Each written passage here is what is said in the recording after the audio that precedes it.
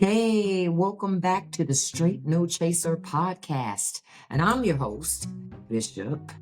And today's show, y'all, we all about that money, money, money, money, money. Today's show, we're going to talk about why your paycheck isn't stretching, right?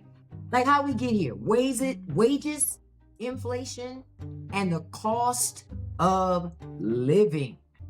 Okay? That's what we're going to talk about today. And y'all, we're going to dig in pretty deep.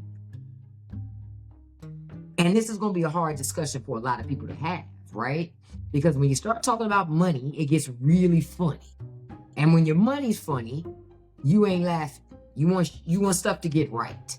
And so we're going to talk about like how we got here and what life would look like if your wages actually kept up with inflation. If your wages were aligned with inflation, what would it look like for most American families? What would it look like for your family, right? You know? And the biggest question I have when we start this episode today, right? Have you ever felt like no matter how hard you work, you just don't have enough money? Like there's nothing you could do that's within your own power to bring more money because there always seems to be more costs, things go up and up and up, or you just never have enough, right? You just never have enough. Let me tell you, you're not imagining it. You're not imagining it. What you're seeing is your wages, right, don't align with the reality of life right now. That's what you're seeing. And the biggest question that I think all of us have is why haven't wages kept up with inflation? Because there is a reason why. None of what you see now is by accident. Everything is orchestrated and planned for a reason, right? That's why it's important for us to know why wages haven't kept up with inflation and what it would look like if they had, so that we can then go start doing the things that we need to do to get the money that we deserve as the American workforce. So many of us have given over our power away to the CEOs and the big wig people in these organizations, but you forget it is everyday normal people who do this work. And somewhere along the way, we gave away our our power. We gave that away. We gave that away. And I don't know why. We gotta start to tap into who we are. So we're gonna talk about a couple things today. We're gonna talk about wages on a historical level, fair wages, what fair wages would look like today, and ultimately what that impact would be on American families if we actually got the money that we really need for our families. Because for many of us, what we're currently being paid is not it. It just ain't it. And it certainly just isn't it for a CEO of the company that you work for to be making 400 times more than every employee that works there. I don't understand how that's good business. I get that, CEOs have jobs to be strategic and to grow the company and do all those things. But growth doesn't matter if you don't have the resources to reproduce the product or services that your CEO is selling. That your CEO is out there trying to grow and make better. That workforce is a part of why that product or service exists. Somewhere along the way, our contributions, what we had to say, what we felt, what we wanted became less important. So we're going to get into the money. Money, money, money, money, money. So I'm looking so we're going to start with a couple of facts, right? First, we're going to talk about this history of stagnation in wages, right? Because like I told you, none of this happened by an accident. Everything is the direct result of decisions that were made or decisions that were not made that led us to the moment that we're at right now. So in the 1970s, right, American workers, we were producing or manufacturing a lot more, right, in America. And Americans were extremely productive. No surprise, Americans didn't have internet. We didn't have cell phones. You don't have all these things that you have now. In the 70s, we didn't have all that stuff to be a distraction. When you went to work, you worked. When you came home, you came home, but you didn't have things to distract you. Now,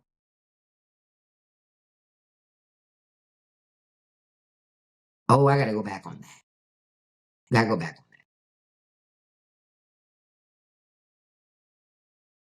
Since the late 70s, Americans have just been producing more, meaning the American worker, the individual, they're just more productive than they were eons ago. Why? There are a multitude of reasons why they're more productive. And I would say they're more productive because of a combination of better skill sets, automation, certainly being a part of manufacturing. There are a lot of things that contribute to an increased productivity by individuals in the workforce, right? And productivity has gone up over 60% with the American workforce. So, in addition to the workers becoming more efficient, more productive, their wages haven't kept up with the fact that they've had an increase in production. Looks like companies, they're taking advantage of the fact that you're working more and you're getting more done, but it hasn't really netted more money in your pocket, not in the way that you may have thought all this time. They say, but the wages for the bottom 90% earners have only gone up 29%. So let's go back. There's been a 60% increase in productivity, right? But the wages for the bottom 90% of earners have only gone up 29%. I'm sorry. So I have to ask, so where's the money going? I can tell you where the money's going. The money's going to the top. The money's going to the top. And those same people at the top will tell you don't work hard enough. You're not making enough sacrifices.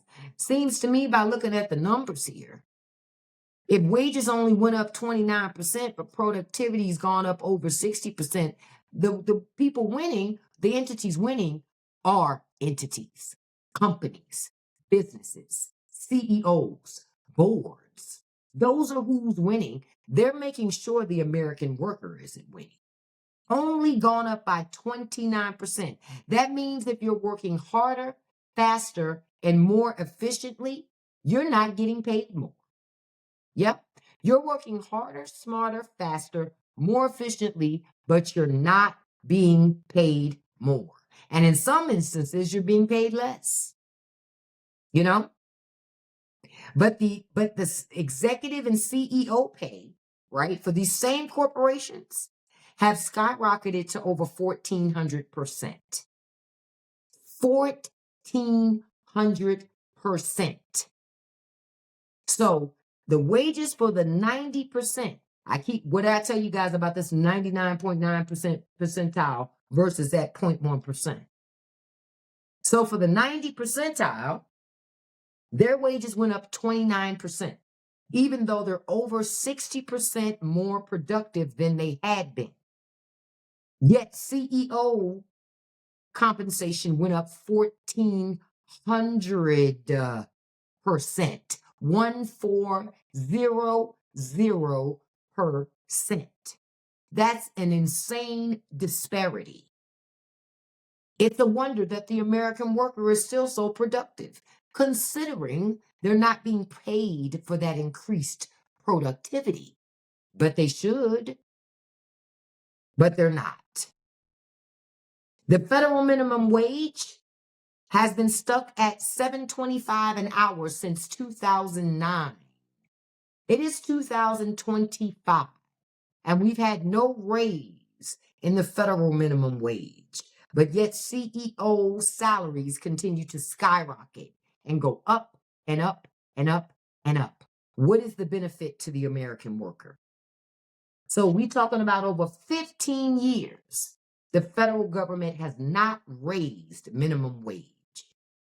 15 years. And understand, for many people who say, no, you shouldn't raise federal minimum wage because That is a base salary for your intro worker, and you shouldn't be giving them more. Listen, if you raise the federal minimum wage, you raise wages for every American in America. Everybody's wages go up.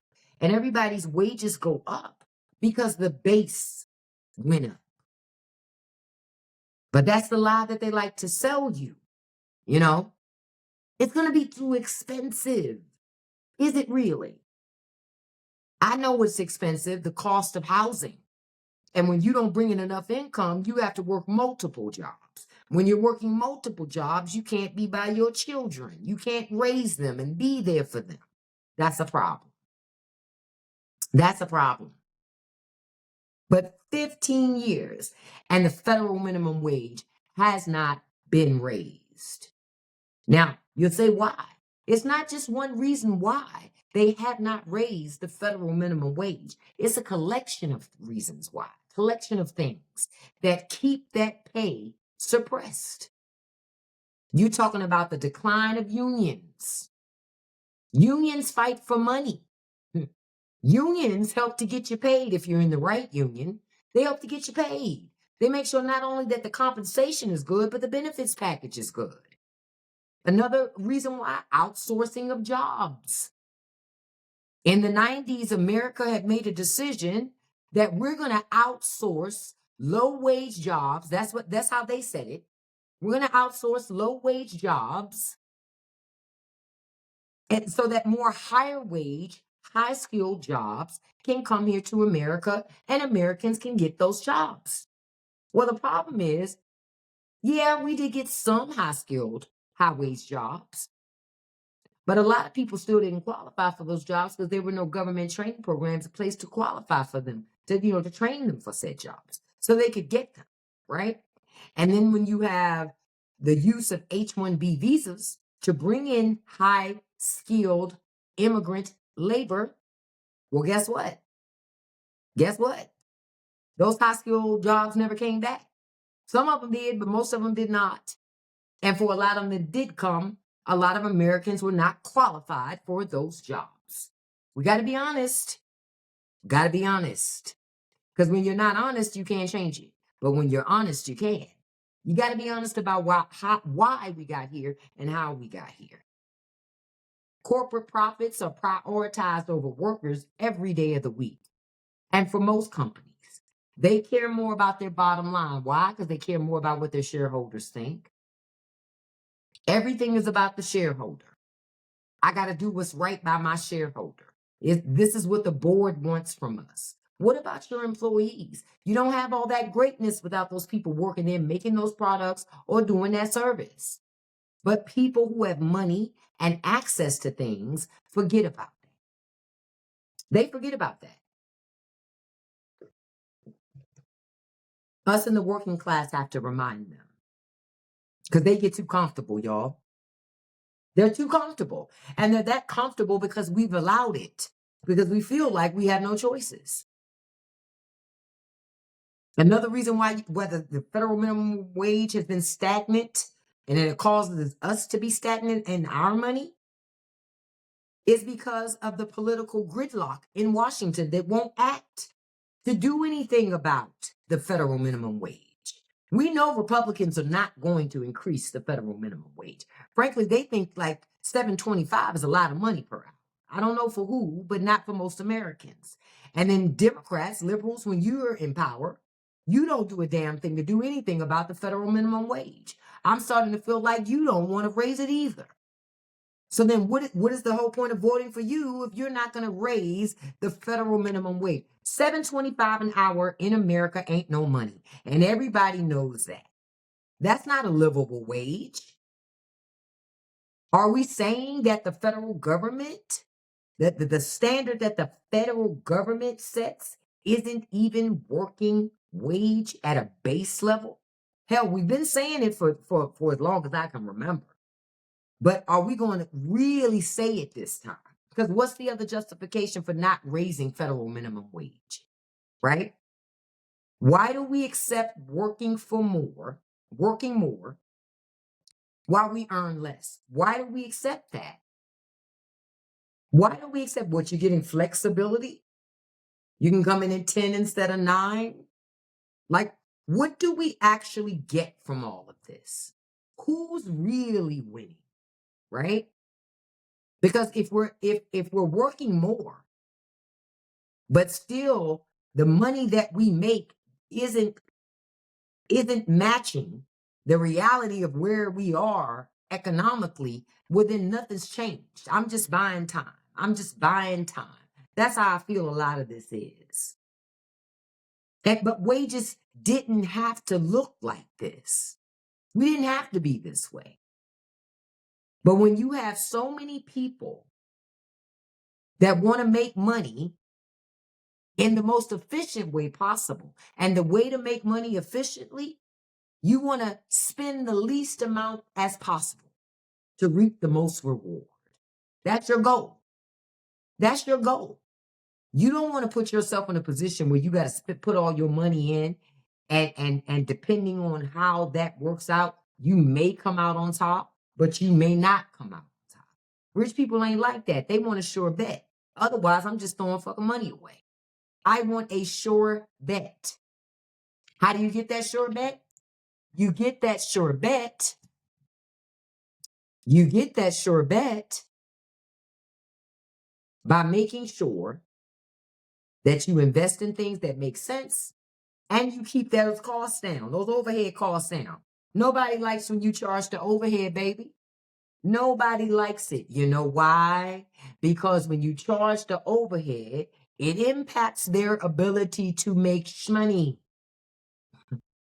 Okay? And so companies are always looking at ways they can eliminate costs. And they always start. Overhead is your employee workforce. That's why they always start there.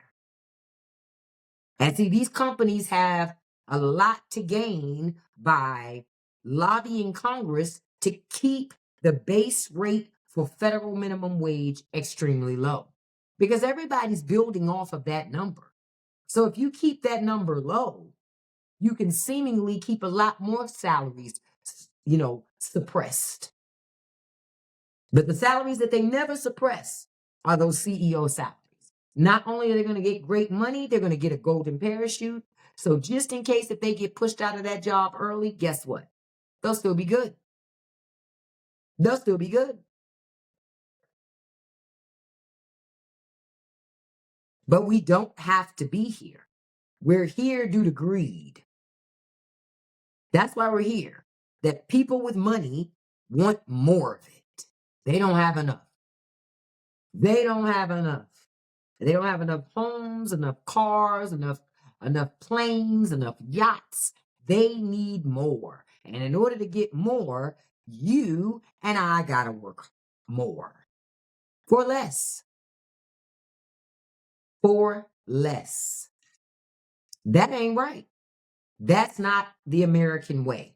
That's the lie we tell ourselves to accept where we are in our lives and to make sure we keep showing up at that crappy job, underpaid job. That's why we do it. That's why we do it.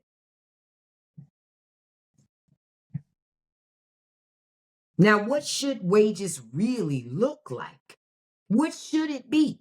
Because we haven't had the right wages the way we need to, right?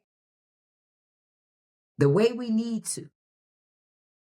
Because see, in the early 70s, wages and productivity moved together.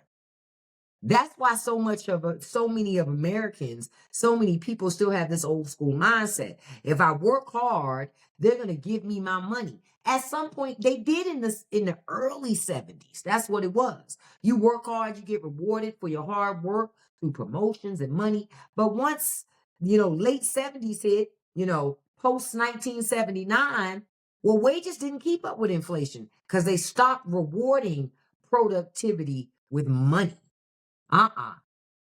They give you something else. Wages starting to flatten out at that point. That's when people were doing really, really good in the early 70s. And then they taught this mindset to their children. You work hard, you'll make a lot of money. Yeah, at one time in America, you could. That ain't the reality no more. It ain't so easy to make great money just because you work hard. I know a lot of people who work really hard, but they don't make exceptional money. So it's not because they're not productive. It's just because the job that they're in doesn't pay them more money. It's just that simple. Now, if minimum wage would have kept up with inflation, what would that have looked like? What would it look like? Okay, I ran some numbers, right? So if it did, we'd be looking at $10 to $11 per hour as a base salary. That's that base federal minimum wage level. I'm not even saying $10 or $11 is a lot of money. What I am saying is $10 or $11 an hour is way a hell of a lot more than $7.25 an hour for a base salary. Remember, companies going to build upon that. Most companies are going to build upon that.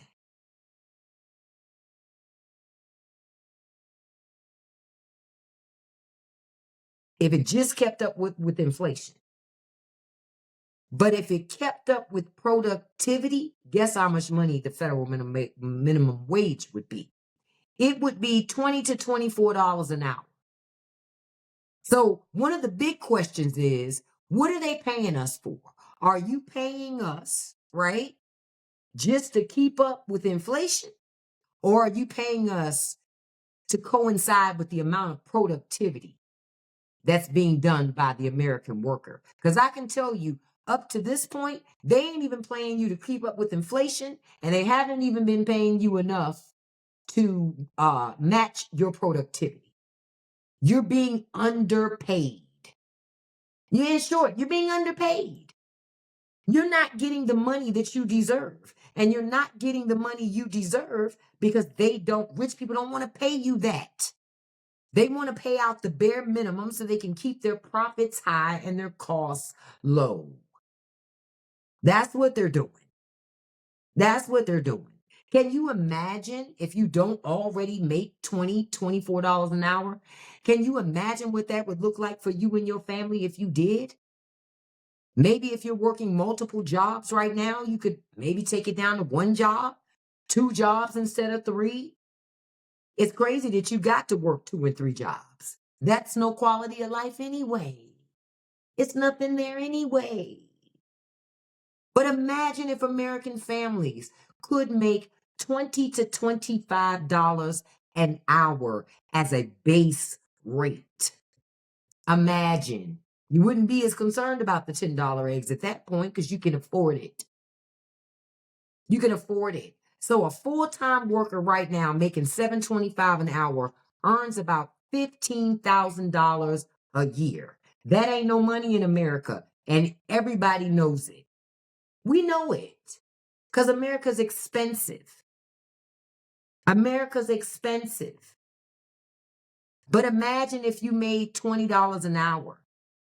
That same worker would make over $41,000 a year. What could your, oh, excuse me, I had to burp. What could your family do with $41,000 a year, especially if you're already only making 15? Imagine how the quality of your life changes. Imagine. So the question is, why haven't wages kept up with inflation or productivity? Not only are you not getting wages not keeping up with inflation, but you're also not getting wages keeping up with productivity. So you're losing money. I told y'all, you're losing money.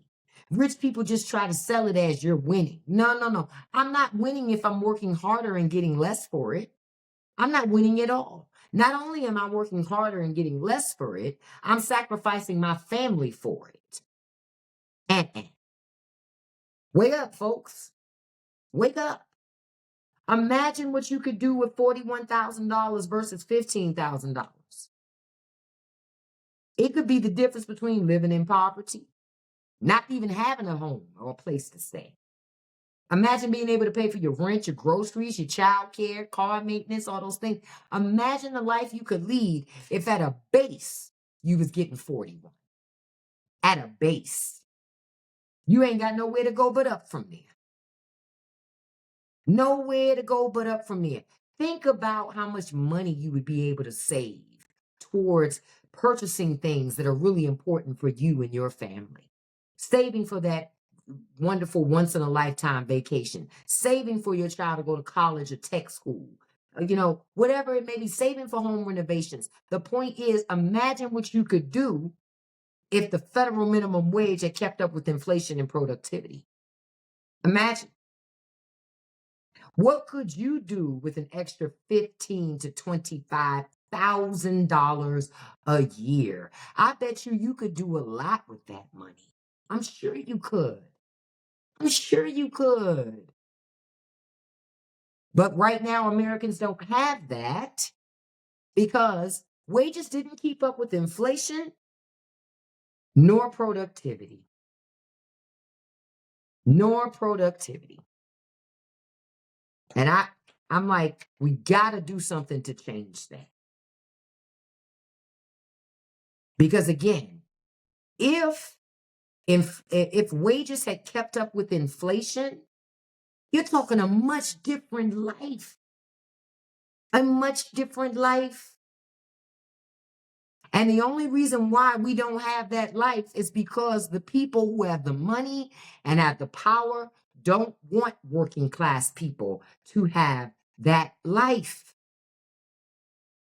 None of it's an accident, y'all. All of it is orchestrated and designed.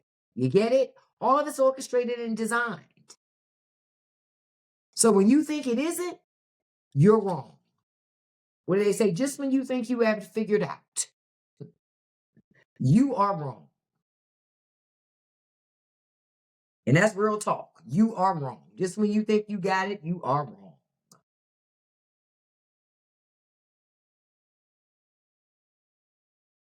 And it's like, what are we going to do? Now, how does what we need to do is get raises and wages raised for American families. That's what needs to happen. That's what needs to happen.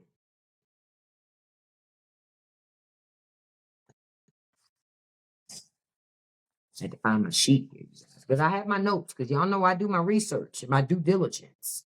I'm not going to come in and just get you all worked up without facts.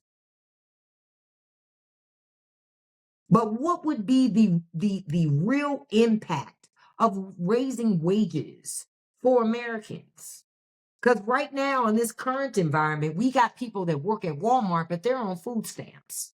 Walmart pays them just enough money where they're not so poor and destitute, they can't work, but you still poor enough that you need the system to help feed your family.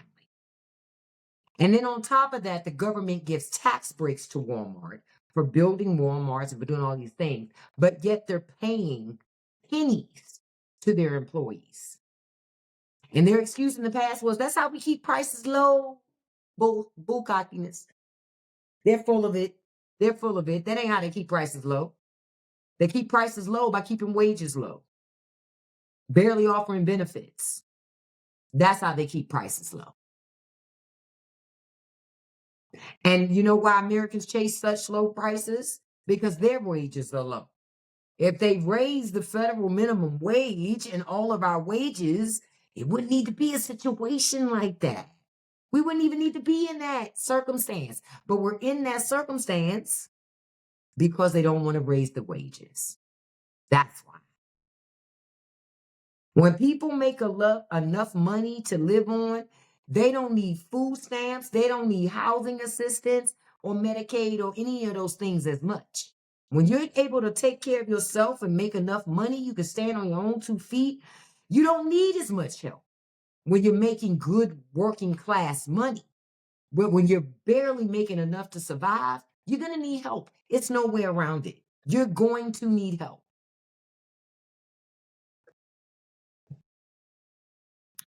You're going to need help. For sure. They can't stand, when people can stand on their own, they don't need taxpayer money. But when they can't stand on their own because the system is crushing them and keeping them poor, right? Crushing them and keeping them poor, what they supposed to do?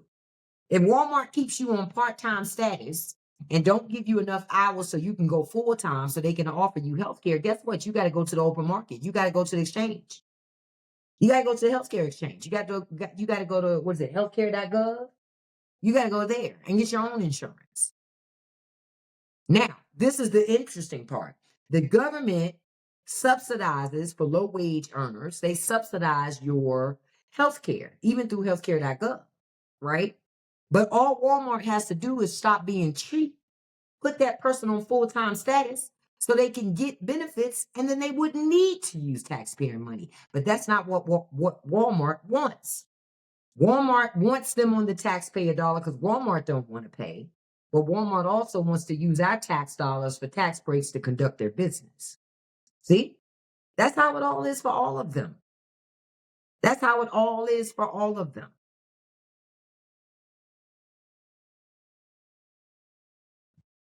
Higher wages reduce reliance on public programs, and they do give dignity to people. People think that people who are poor don't want to work, don't want to earn money. That is a lie. That is a misconception. They want to earn money too. They want to pay their own way. They want to have their own house, their own transportation, their own ability to take care of their kids. They don't want to depend on the system. Do you know how poor you have to be for the system to give you anything?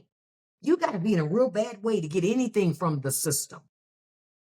So if you're in a bad enough way that the system will help you, why can't we set up the system so it doesn't even have to be that way? You know why? Because rich people like watching poverty. It's entertaining to them.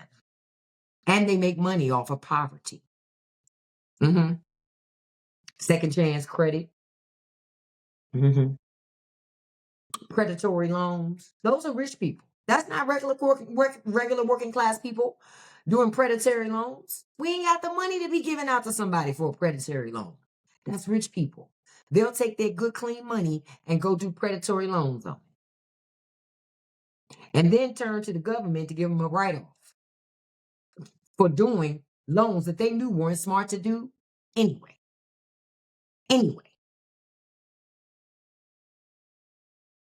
If we tried to raise wages to make them be real living wages that kept up with productivity and inflation.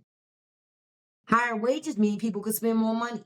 You guys see what's going on in the economy right now.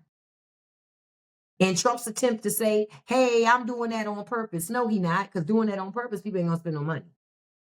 When people have money, they spend money. And not just rich people. It's not enough rich people to really have enough of the impact on the economy the way they want. It's us, regular Jane Does, regular John Does that are going out and spending money. We're the ones that are keeping rich people rich. It's not rich people, not in that way. Not in that way. You have hundreds of millions of us all around the United States trying to take care of our respective families and figure out how to do things. But if we don't have this disposable money, that disposable income, like they say, if we can't get any of that money, well, guess what? I'm going to be very calculated on how I spend. And 9 times out of 10, I'm not going to spend much. I'm not going to spend much because I don't have the money to spend. It's a simple math game.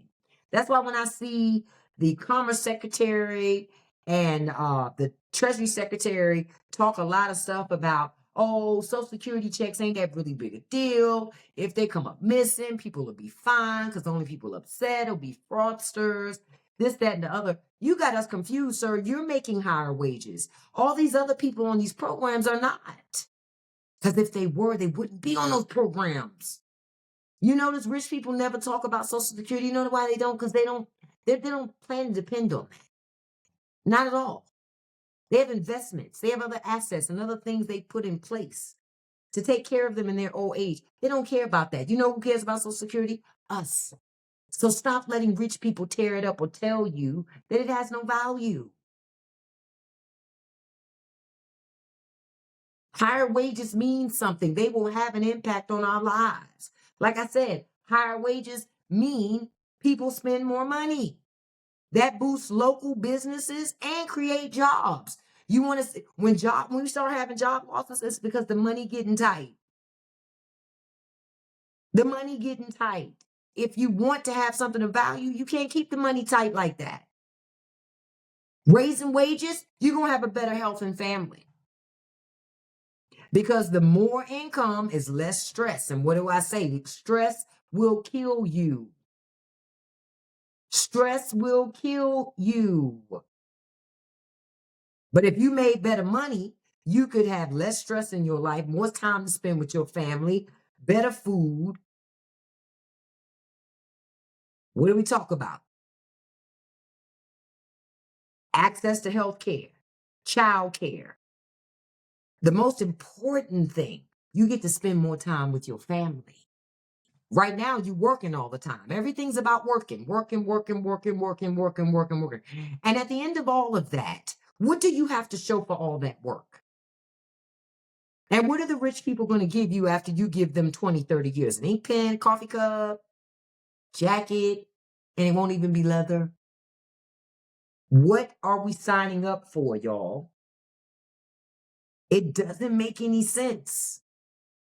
Why do we say we can't afford to pay more, but never ask what it costs families to stay poor? Poverty is expensive. It isn't cheap. So how come we keep saying we can't raise salaries? We can't raise wages. But what does it cost poor people to be poor? Because poverty is expensive. Poverty is expensive. So we got to be thinking about it in that way. We're asking for people to accept being poor when we won't even be honest about why we won't raise the federal minimum wage. It's because it keeps more money in the pocket of businesses. They don't want to pay those types of wages. They don't want to pay those types of wages, but that is what we deserve. The right wages, wages that should be running consecutively with inflation and productivity. And we're not getting that. We're not getting that. Now, I know I done got you worked up about these wages, but you know all ain't lost. There is something we can do. We're not stuck in this. I have to keep reminding you all that because this is a helplessness that sets over the people. But we're not helpless over this shit, contrary to what y'all think. We're not. We're not. At all. We're not helpless over this. It's something that we can do. We got to raise the federal minimum wage. That means you got to get the right people in there that's going to advocate and push for that. Stop voting for people that don't care to give us a raise. They didn't even raise federal minimum wage, but Congress has raised their wages so many times. They vote to not raise your wages, but vote to raise their own. Make that make sense. It doesn't make any sense, y'all. It makes no sense. None. Like I said, you got to support the politicians and the people who are going to advocate for working folk. If somebody's worth $50 million and they're running for school board chair, I have to ask why. Why? Your kids don't even go to public school. So why the hell you care about it? Pay attention. They care because they want to bust it up. That's why they care about it. That's why they care about it. If you want more money in your pocket and for your family, stop letting them bust up your life like that. Take your libraries, take your schools, take your jobs. Why? All for so rich people can have what they want? They still put their clothes on and their pants on the same way you do, one leg at a time. Y'all got to be mindful with your money. A lot of you talk a lot of stuff about standing for things, but you never stand long enough when your wallet is in your hand for it. When your wallet's in your hand, you forget about all the stuff you stand for. And you go, I just got to have it. Nobody else has it. And see, is what I say before. Nobody's willing to pay more for something than they need to. I ain't that type of damn patriot. And most Americans are. So when it comes down to your wallet, if you're going to shop at places that don't pay living wages, you're a part of the problem. And you're not a part of the solution. You are a part of the problem. You've got to shop at places that pay fair wages. You can't be mad at Walmart, right? Calling themselves trying to give rock bottom prices and not paying their employees fair wages, but you shop in there. Well, you can't have it both ways. You can't have it both ways. You choose to shop there. You know what that organization is about. Make up your mind and make a difference and have a principle and stand on that principle. And the last thing you can do about it is talk about the issue. Talk with people.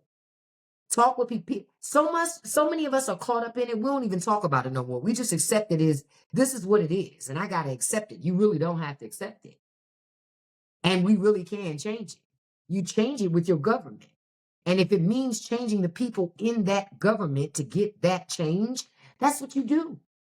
But you don't throw your hands up and just go, oh, it doesn't matter. Well, then you're going to stay broke like that. Because it does matter. It absolutely positively matters.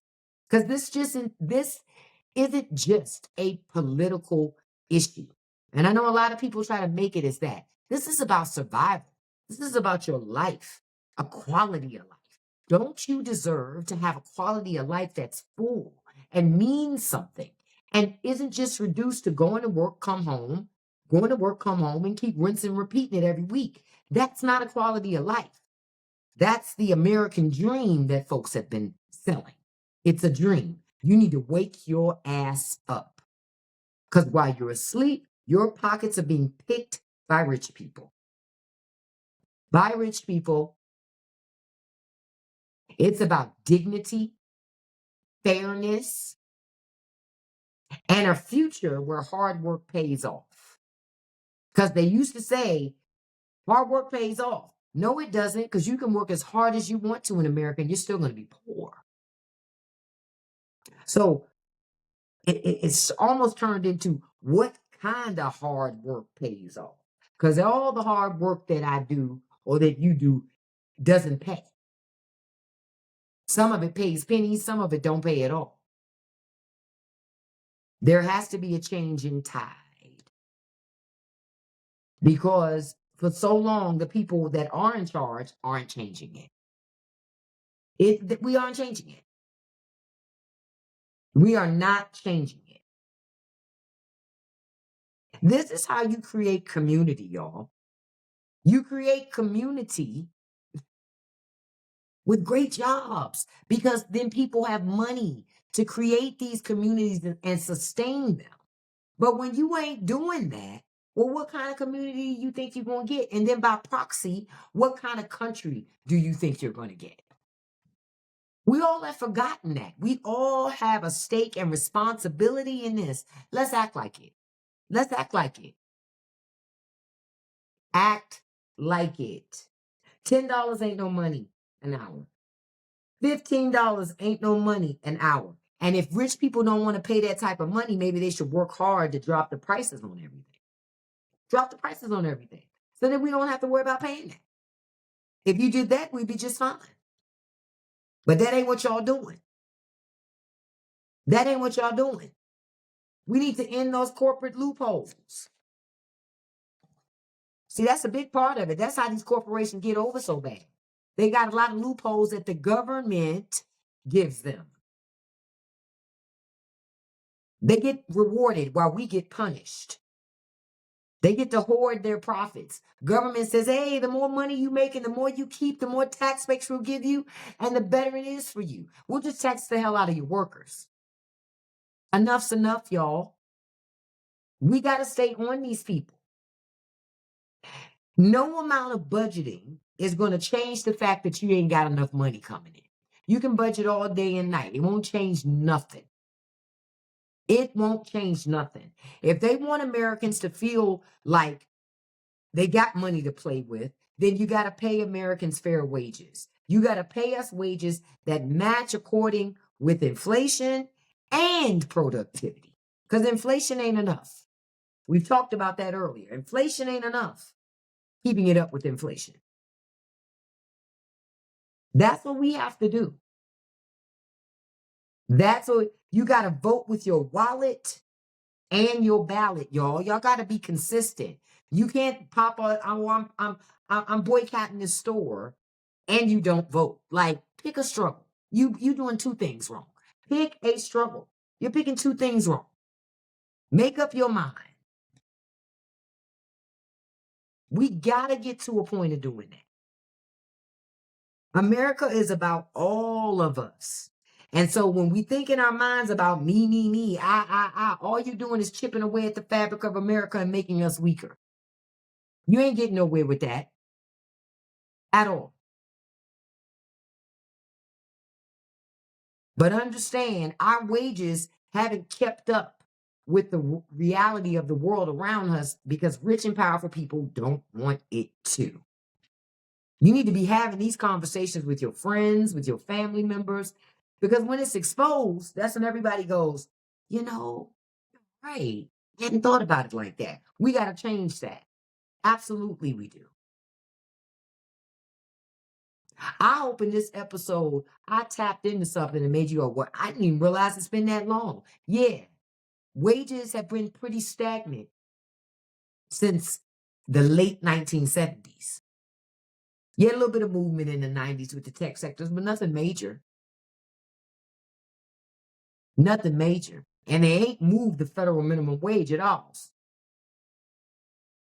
After they raised it. What is it? What did I say, in 2000 something? Yeah, after they raised it. They ain't touched it again. Why? Because they don't want to. I think 2008, because they don't want to. They want people to be poor, destitute, and struggling. That is not a way of living. And you don't have to live that way, no matter what these people say. But if this episode got you thinking, share this episode with somebody. Share it with someone. Because I'm sure they thought about it too. Like, dang, how come my money ain't stretching as far? Because rich people don't want it to. They want you to get 2, 3, 4 jobs. The more of your time they can get, the better they feel. The better they feel. Have a conversation with the people you know. See what you guys can do together as a group, as a community. Imagine what it would be like if you made $20 an hour versus 15. $41,000 a year could change a life for a lot of people in America if they were given that opportunity. So we got to give them the opportunity. If we want a stronger America, we got to start by valuing workers and valuing people and play fair. You can't keep telling people work hard, but they never see any progress. It's bullshit. They're going to walk away from that and go, I'm not doing this anymore because I'm not getting anywhere. So we got to do something to help Americans get to where they want to be because we ain't been doing a great job. We got to stop normalizing the struggle, y'all, because it ain't normal to struggle like that. It ain't normal to just be caught up in survival. Okay, if we could just make it this week, if we could just make it next week. No, we don't have to do that. We don't have to do that. So I thank you guys so much. I'm going to put some polls and fillers out there for people to, give some feedback about what they thought about this conversation. But you deserve to make more money. Contrary to popular belief of what the rich people tell you, I'm telling you to your face, you should be making more money. And the only people standing in the way of you making more money is government and rich people. That's it. We all deserve more as Americans. I'm also going to put the infographic that I mentioned up into the group Patreon, into the Patreon for members so you guys can read that, to have those points as well. So when you discuss with somebody, you have your handy dandy little sheet you can use. All the facts that I covered today are on that sheet. Thank you so much for joining, you guys. And I'm going to end this show like I do all shows. Don't let nobody live rent free in your head. Don't feed the trolls, and you can accomplish anything you put your mind to as long as you are consistent. Thank you guys so much. And until next episode, peace.